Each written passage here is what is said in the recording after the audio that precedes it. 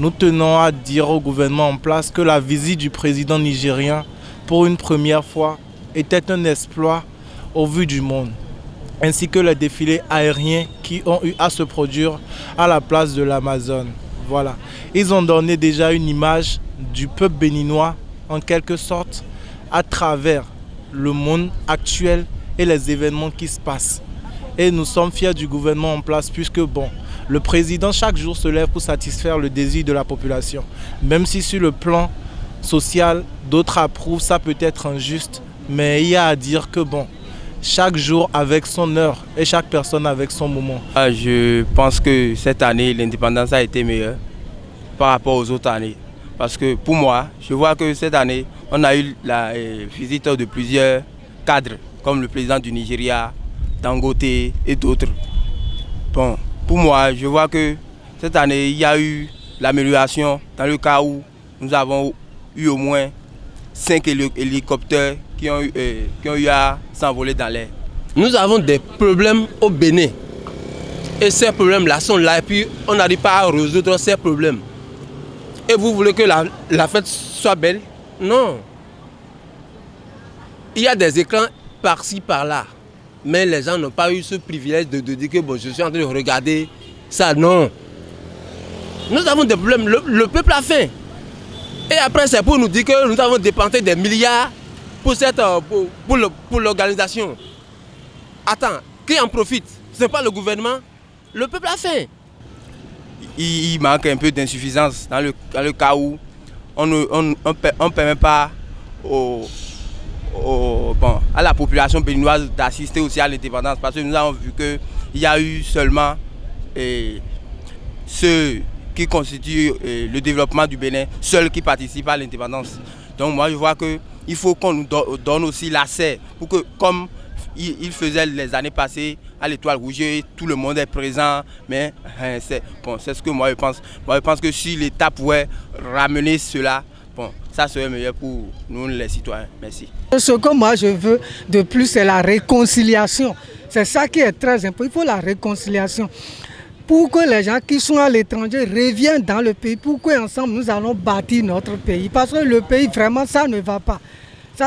Comme vient de dire mon précédent, ça ne va pas. Les gens souffrent dans le pays.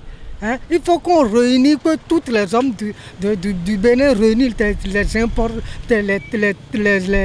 les autorités importantes comme Soglo, Yaïboni, pour que la réconciliation soit. Pour qu'ensemble nous allons fêter dans la joie et dans la paix. Pour les prochaines fois, ça serait toujours bien que le gouvernement en place prenne des initiatives beaucoup plus précieuses pour que les fois prochaines soient encore magnifiques et plus belles encore que cette fête qu'on vient d'observer. Nous avons demandé à voir le président de la RAC pour présenter le nouveau bureau qui a été installé le 3 mai dernier et ensuite faire le bilan à mi-parcours de nos activités et aborder les différentes réformes aujourd'hui en cours dans la presse, voir un peu l'état des lieux et parler un peu donc des défis que nous avons à relever. Nous avons rappelé que l'ODEM a un mandat d'autorégulation et que nous sommes totalement engagés pour la qualité de la profession et que nous souhaitons évidemment que la RAC puisse aussi s'inscrire dans cette dynamique d'accompagner la liberté de presse au Bénin et de pouvoir travailler avec l'Observatoire pour des journalistes de qualité. Et nous avons également abordé la question de la réforme souhaitée par le chef de l'État pour voir un peu l'état des lieux, qu'est-ce qui se trame, qu'est-ce qui se prépare aujourd'hui et où est-ce que nous en sommes. Donc dans les jours à venir, le président nous a rassuré que nous allons tenir des ateliers d'harmonisation pour voir un peu comment est-ce que le document sera articulé avant d'être présenté donc au chef de l'État. Enfin, nous avons abordé la question de la carte de presse pour voir si la carte de presse est donc disponible avec tout ce que nous avons eu et que vous savez aussi. Et donc, il a dit, je répète ces mots, les bonbons sont disponibles et nous allons les distribuer avec les conditions que vous allez connaître d'ici quelques jours. Et donc, les bonbons sont disponibles. On peut dire que les cartes de presse sont presque disponibles et que dans les jours à venir, on pourra connaître un dénouement. Il a précisé qu'il va tenter donc de clarifier ce qu'on a toujours appelé vivre du métier de journalisme. Donc ceux qui vivent effectivement du métier vont pouvoir prouver qu'ils vivent de ce métier-là et avoir la carte de presse. Donc on a eu quelques échanges autour de la question et je pense que le débat continue et on verra dans les prochains jours les développements que nous aurons. De façon globale, il faut remarquer que le président nous a ouvert ses portes et qu'il est disponible à travailler avec la presse. Nous avons encouragé l'institution à rester collée à la question de la liberté de la presse pour que les journalistes puissent vraiment vivre de leur métier et se sentent vraiment à l'aise pour travailler. J'ai été nommé depuis le 14 juin par le président de la République. Il était important, avant d'entrer dans l'effectivité de ma fonction, de faire un tour des présidents d'institutions pour recueillir leurs conseils, leur appréciation de la situation telle qu'elle se présente aujourd'hui. Ce soir, c'est le tour du président de la RAC et je suis venu m'entretenir avec lui et je crois que les conseils qu'il a été appelé à me donner sur le plan de la mission qui est la mienne, la relation entre la RAC d'ici et l'instance de régulation des réseaux visuels du Niger m'ont édifié suffisamment sur la qualité des relations qui existent entre le Bénin et le Niger en la matière. J'ai rencontré un président bien au parfum et qui a été de chez nous et qui a partagé avec moi aussi la situation difficile que vit aujourd'hui le peuple nigérien. C'est un peuple frère. Notre souhait à nous tous, c'est que les choses puissent se clarifier et que la paix, la quiétude puissent être de mise pour que ces peuples-là qui ont eu un passé d'entente assez long puissent revivre l'harmonie pour le bonheur de nos populations, pour le développement intégral de nos deux peuples. Les gens ont été assez cordiaux. C'est un aîné à moi que j'ai rencontré et qui véritablement a apporté toutes les informations nécessaires pour m'accompagner dans ma mission aussi bien sociétale, stratégique, sécuritaire, mais en lien avec la communication qui aujourd'hui est un outil très précieux dans le dispositif de coopération sous nos cieux.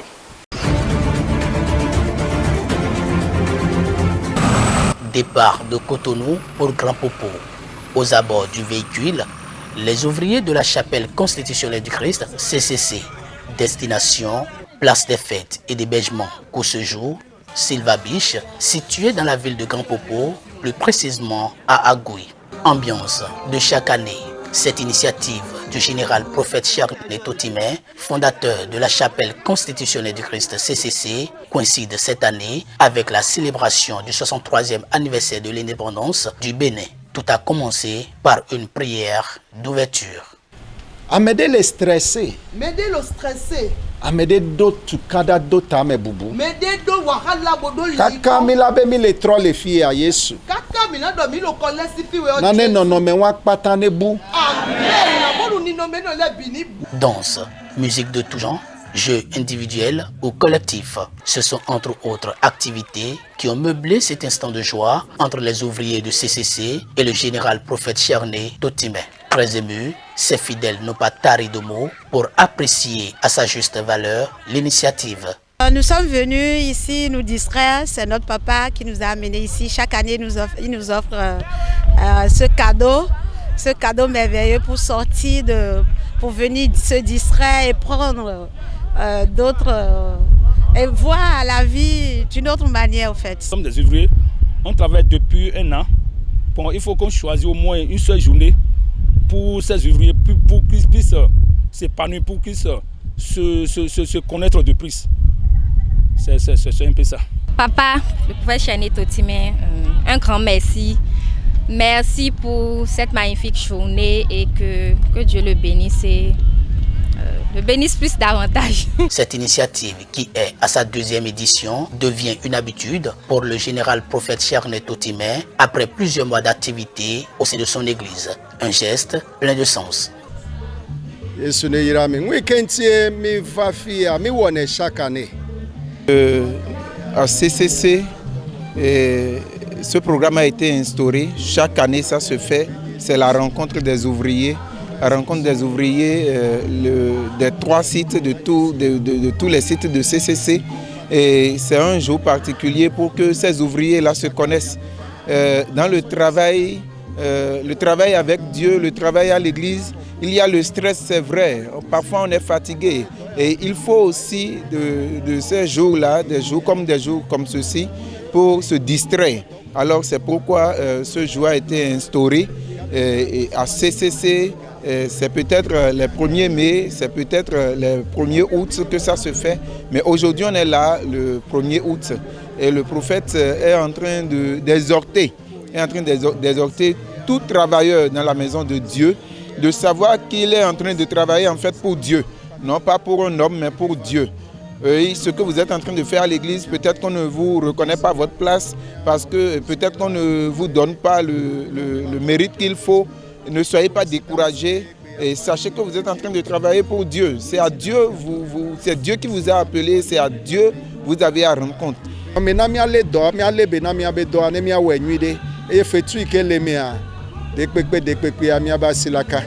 Le cadre est offert par M.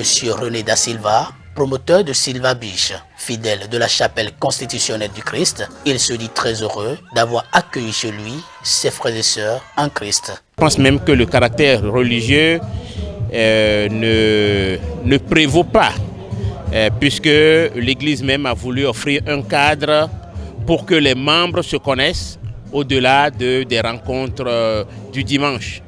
Donc c'est vrai, tout a été mis sous la gouverne de Dieu, mais en réalité, qu'est-ce que le sentiment? Quel sentiment cela me suscite en moi? Évidemment, un sentiment de joie. Rencontrer, regrouper ou recevoir plus de 100 personnes qui sont dans la joie, qui sont venues se distraire. Vous-même, vous avez vu, les gens jouent, les gens sautent. Évidemment, lorsque vous êtes propriétaire de lieux, vous ne pouvez être qu'heureux.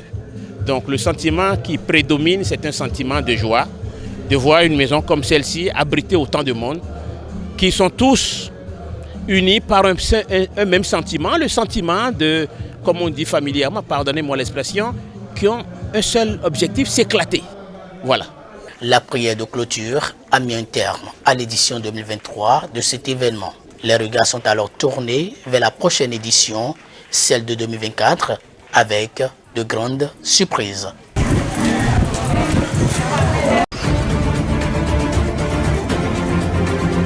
Il y a quelques chambres, même si ce n'est pas un hôtel, je vous l'ai dit, mais quand les gens veulent faire un événementiel, ils viennent la veille et ils partent après l'événementiel. Ou parfois ils vont 2 jours après. Donc il y a quelques chambres qui sont là. J'ai en gros, disons, comme vous le voyez, j'ai disons 4 modules. J'ai la maison à étage qui est juste derrière là, où il y a 2 chambres en bas et 2 chambres en haut. Les chambres sont climatisées, elles sont ventilées également. Plusieurs de ces chambres elles sont tellement grandes qu'elles peuvent même accueillir 2 lits. Ce qui fait en sorte que les gens ont un séjour, disons, très abordable. Vous allez voir juste à côté le bâtiment B qui a également 2 chambres. Les 2 chambres sont également climatisées. Et puis vous avez une chambre VIP qui est juste là où notre leader religieux, prophète, séjourne actuellement. C'est une chambre qui est, comme on dit en anglais, full-fledged. Elle a sa douche, il y a un petit salon, il y a le frigidaire, etc. Et puis vous aviez, comme je l'ai dit en début de notre entretien, le bâtiment que j'habite moi-même. Et comme c'est un peu vide maintenant, il y a 3 chambres qui sont, lorsqu'il y a beaucoup de clients, je les mets également en location, voilà, pour des gens qui doivent vivre dans un esprit, disons vraiment, non pas d'être dans une chambre d'hôtel, mais d'être les invités du propriétaire. Dans un discours prononcé mercredi à la veille de la commémoration de l'indépendance du Niger, le général Abdourahmane Tiani, nouvel homme fort, a dénoncé les sanctions prises à l'encontre de son pays par ses voisins ouest-africains. S'agissant de certaines puissances étrangères partenaires, comme l'écrasante majorité du peuple nigérien, nous avons été surpris par leur empressement à condamner la prise de pouvoir par le Conseil national pour la sauvegarde de la patrie, à prononcer des sanctions contre le Niger et son peuple et à mettre fin de fait à leur coopération sécuritaire. Cette attitude hostile et radicale n'apporte aucune plus-value ni dans la résolution de la nouvelle situation née de la prise du pouvoir par le Conseil national pour la sauvegarde de la patrie, ni dans notre lutte jusqu'ici commune contre le terrorisme. Le général Tiani, à la tête du Conseil national pour la sauvegarde de la patrie, a déploré des sanctions injustes et inhumaines décrétées par la CEDEAO au détriment du dialogue. C'est avec une stupéfaction que les Nigériens ont appris les sanctions illégales, injustes et inhumaines prononcées à leur encontre. Mais elles sont surtout inédites. Pour la première fois dans l'histoire d'une organisation communautaire, sans consultation aucune et sans passer par le dialogue. Le bloc ouest-africain ayant menacé de recourir à la force si Mohamed Bazoum n'est pas libéré d'ici au 6 août, la junte a mis en garde contre l'ingérence étrangère et toute intervention militaire au Niger. Une intervention militaire viendra dans les semaines à venir donner le coup de grâce au régime du Conseil national pour la sauvegarde de la patrie. Comme vous pouvez le constater, nulle part dans cette attitude méprisante et belliqueuse, les dirigeants de la CEDEAO et de l'UEMOA n'ont pris en compte la souveraineté de notre pays. En parallèle, se tient depuis mercredi au Nigeria une réunion de 2 jours des chefs d'état-major de la CEDEAO.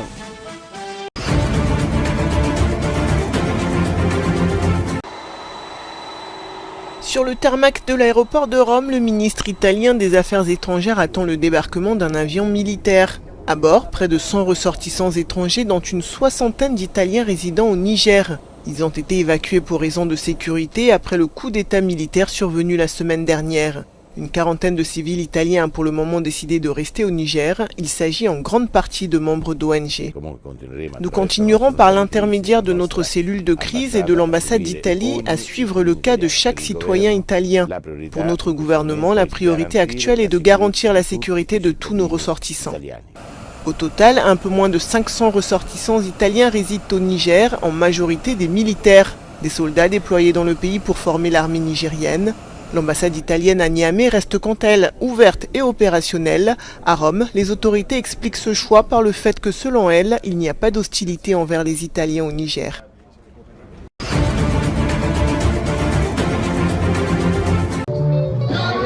Des centaines de personnes ont défilé dans les principales villes du Nigeria mercredi, au premier jour d'une grève nationale visant à contester la suppression de la subvention sur l'essence et à réclamer un nouveau salaire minimum.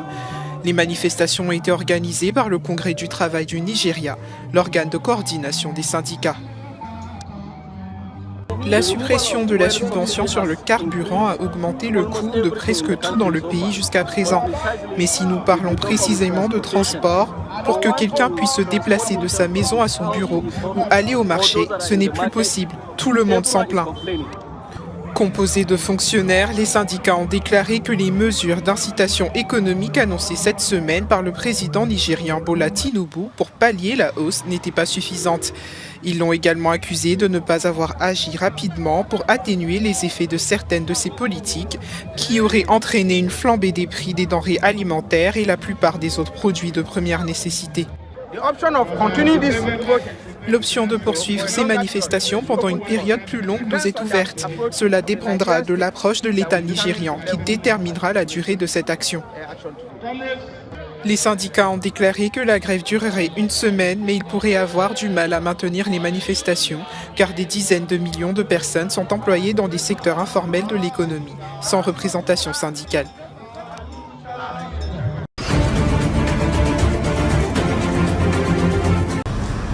Des réactions pleuvent en Côte d'Ivoire après la mort de l'ancien président Henri Konan Bédié mardi à 89 ans. Le Sphinx de Daoukro a dirigé son pays de 1993 à 1996. Les Ivoiriens saluent un homme de paix et de cohésion et un fait tacticien qui a traversé toutes les tempêtes, alors que sa formation politique doit résoudre l'équation de sa succession. Le président Bédié a vécu sans bruit et il est parti sans bruit. Le plus grand défi qui se dresse devant nous aujourd'hui, surtout nous militants du PDCI RDA, c'est le défi de la cohésion, de l'union. C'est un homme de paix, c'est un ancien président Ce sont eux-mêmes qui font même le pays. Donc vraiment, ça m'a des surprises, ça m'a beaucoup fait mal. Henri Konan Bédié a quitté la terre des hommes alors qu'il nourrissait encore des ambitions au sommet de l'État. L'octogénaire avait en effet en ligne de mire la présidentielle de 2025. Le président ivoirien a décrété un deuil national de 10 jours en vigueur depuis mercredi, tout en saluant la mémoire d'un grand homme d'État qui a apporté sa contribution au développement de la Côte d'Ivoire. Depuis beaucoup de temps,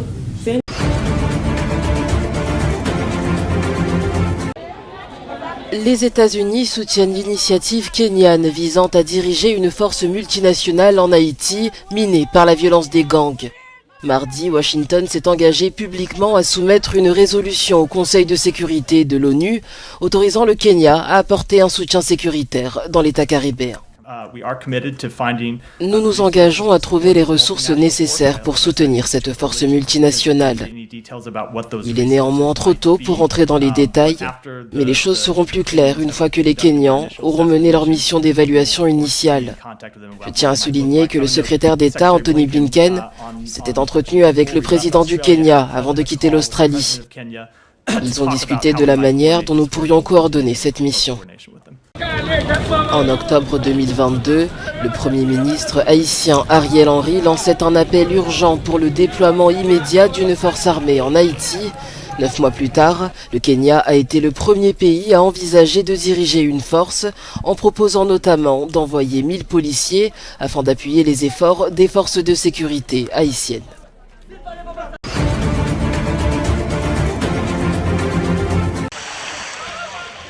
Au moins 20 personnes sont mortes mercredi dans le naufrage d'un bateau sur le lac Victoria au sud de l'Ouganda, a annoncé la police. L'accident aurait été causé par une surcharge et le mauvais temps. Sur les 34 passagers supposés, seuls 9 ont survécu, notamment grâce à l'intervention des secours. Les recherches d'éventuels survivants sont toujours en cours, selon les autorités ougandaises.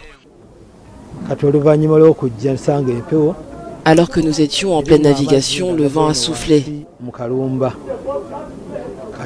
et l'eau a commencé à pénétrer dans le bateau. Sur le coup, le capitaine s'est mis à crier que nous allions couler. Pendant ce temps, les gens ont commencé à se battre pour leur vie. Le bateau s'est retourné et nous avons chaviré avec lui.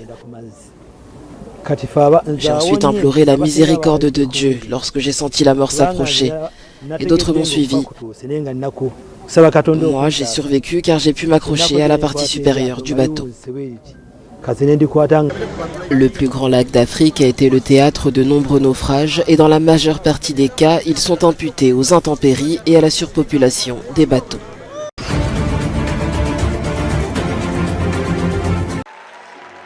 Les partenariats gagnant-gagnant sont nécessaires pour relever les défis auxquels l'Afrique est aujourd'hui confrontée. Tel a été le message du secrétaire d'État américain Anthony Blinken aux jeunes dirigeants africains lors de la dernière journée du Mandela Washington Fellowship. Cette idée est vraiment au cœur de notre approche envers l'Afrique subsaharienne. Notre stratégie est axée sur ce que nous pouvons faire avec l'Afrique et non pour l'Afrique. Elle reflète l'incroyable diversité et l'influence du continent et reconnaît également le rôle important que les jeunes Africains, en particulier, jouent dans le façonnement de notre planète pour les générations à venir. Nous sommes déterminés à travailler avec de jeunes dirigeants africains comme vous, aujourd'hui et pour les années à venir, afin que nous ayons ensemble l'occasion de bâtir un monde un peu plus stable, un peu plus résilient et un peu plus prospère pour nous tous. Alors que la rencontre a lieu cette année en marge du coup d'État au Niger, les jeunes boursiers qui aspirent à de hautes fonctions réagissent à cette crise et à la façon dont les organisations africaines tentent de la résoudre. Les organisations régionales ont pris beaucoup de sanctions qui, à mon avis, vont encore punir beaucoup plus les populations que ce pourquoi ces sanctions ont été prises.